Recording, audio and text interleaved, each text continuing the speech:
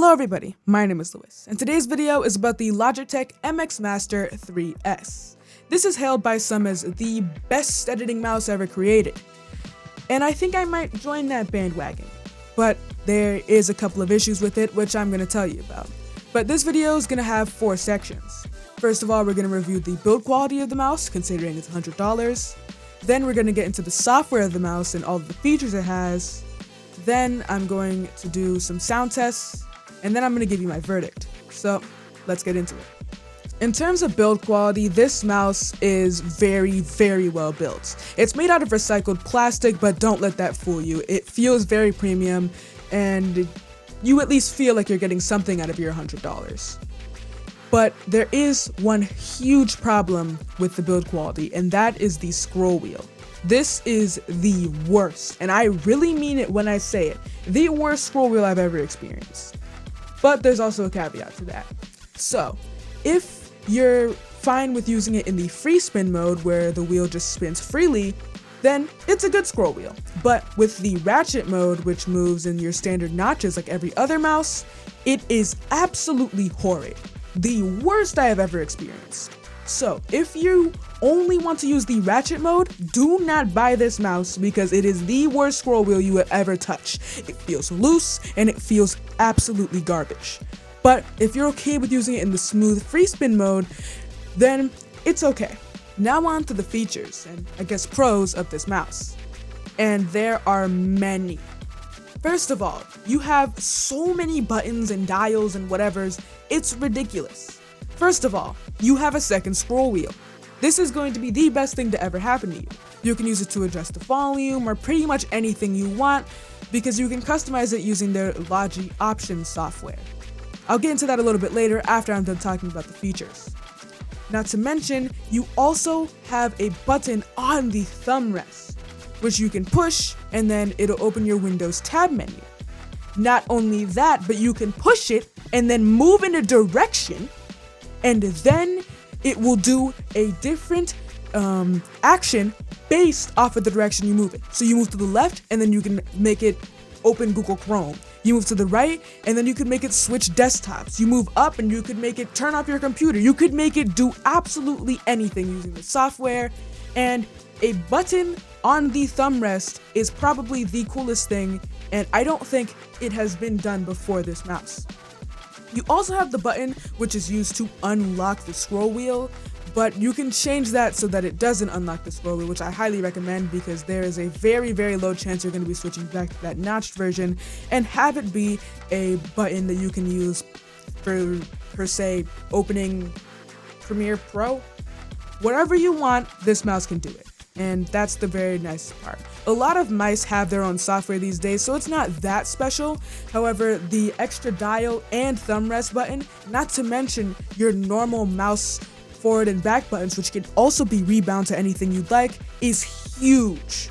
And definitely one of the main reasons to buy this mouse. Probably one of the biggest features on this mouse is the battery life. And that's because it lasts a whopping 70 days. You heard that right. 70 days on a singular charge. This is all according to Logitech, by the way, so this could be a little exaggerated, maybe you have to turn off a couple features, but 70 days is a huge amount.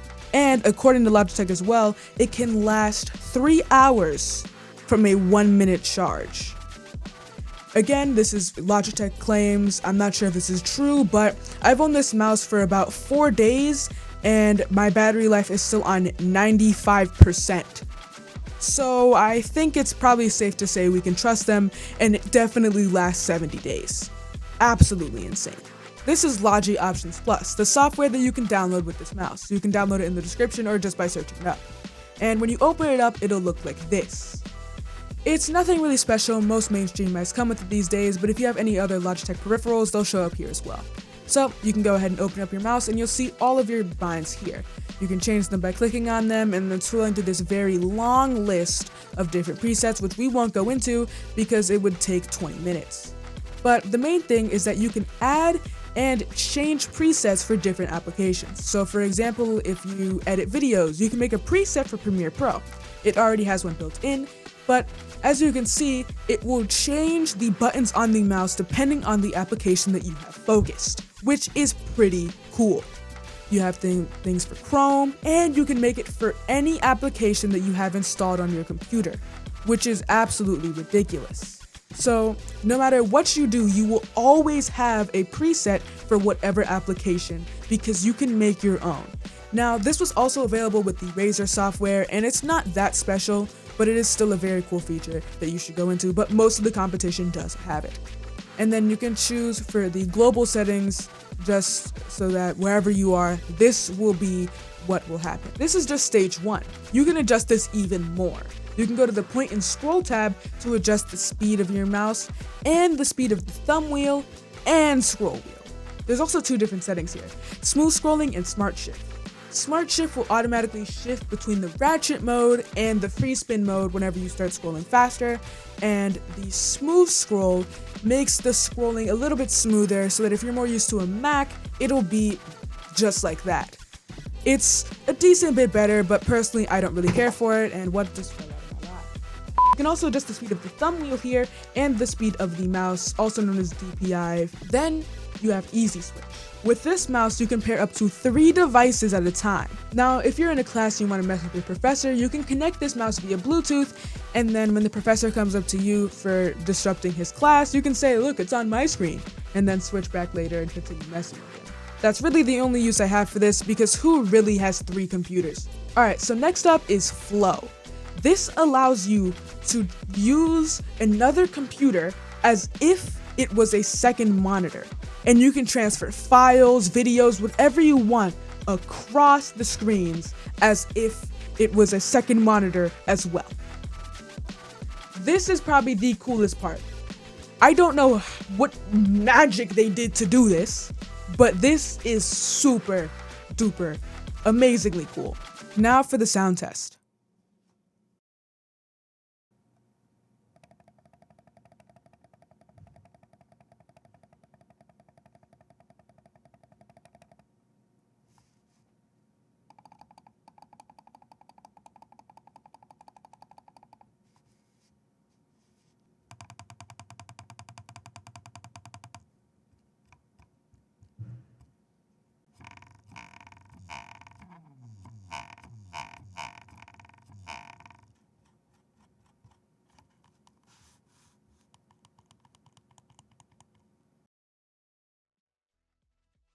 Now time for the verdict, and I'm gonna have to give this mouse a 8 out of 10. Everything on this mouse is perfect, except for the ratchet mode on the scroll wheel. And I know I've been nitpicking the scroll wheel the whole time, but for an $100 mouse, I can't have the worst feeling scroll wheel I've ever experienced be on there, and not have to put it down a couple points because of that. $100 is a huge steep price tag, and if the mouse isn't completely perfect or has some subtle flaws like in the software, then it's not going to be a perfect 10 out of 10. But this is the best productivity mouse.